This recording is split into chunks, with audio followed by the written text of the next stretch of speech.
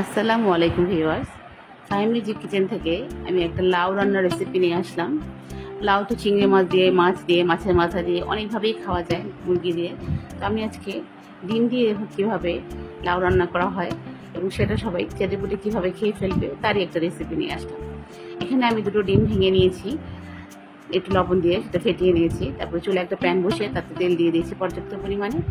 এরপর ডিমটা আমি তেলের মধ্যে ছেড়ে দিলাম, ছেড়ে একদম ভেজে দিলাম। তার মধ্যে একটু হলুদের গুঁড়া আর একটু মরিচের গুঁড়া দিয়ে দিলাম।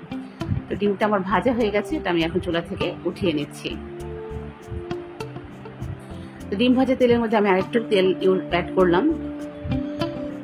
এরপরে দিয়ে দিলাম এখানে হাফ চামচ আস্ত জিরা আর দুটো পেঁয়াজ কুচি এবং 4-5 কোয়া রসুন কুচি দিয়ে এটা একটু ভালো করে লাল লাল করে আমি ভেজে নিব।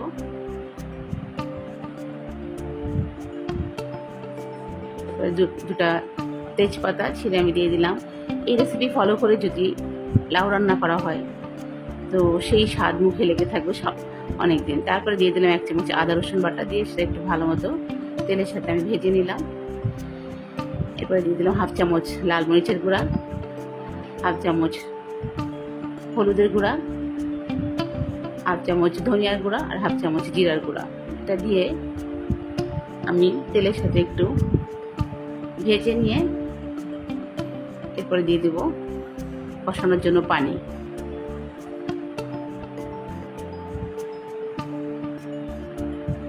আমার ঘরে যখন মাছ মাংস কিছুই থাকে না তখন এভাবে আমি সবজি রান্না করে দিই ডিম দিয়ে, সবাই খুব মজা করে খেয়ে নেয়। এরপরে দিয়ে দিয়েছি লবণ পরিমাণ মতো।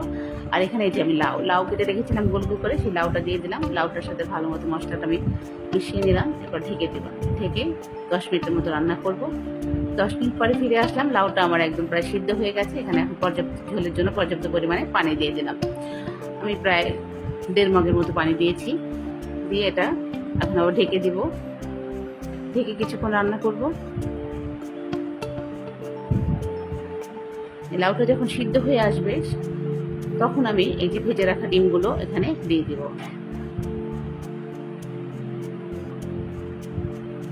দিয়ে ভালো মতো মিলিয়ে নিলাম। তারপরে সবশেষে দিয়ে দিলাম কিছু কাঁচামরিচ কুচি আর ধনিয়া পাতা কুচি। তো হয়ে গেছে আমার মজার ডিম লাউ রান্না। এভাবে ডিম দিয়ে লাউ রান্না করলে আসলে অন্য কোনো তরকারি আর লাগে না, এত টেস্টি হয়। বাসায় আপনারা একবার যদি ভালো লাগে আমার রান্না, তাহলে একবার আপনারা এভাবে রান্না করে খেয়ে দেখতে পারেন। খুবই টেস্টি একটি সবজি, খেতে খুবই সুস্বাদু হয় এবং খুবই সহজভাবে রান্না করা যায়। এতক্ষণ আমার সাথে থাকার জন্য অনেক ধন্যবাদ। আসসালামু আলাইকুম।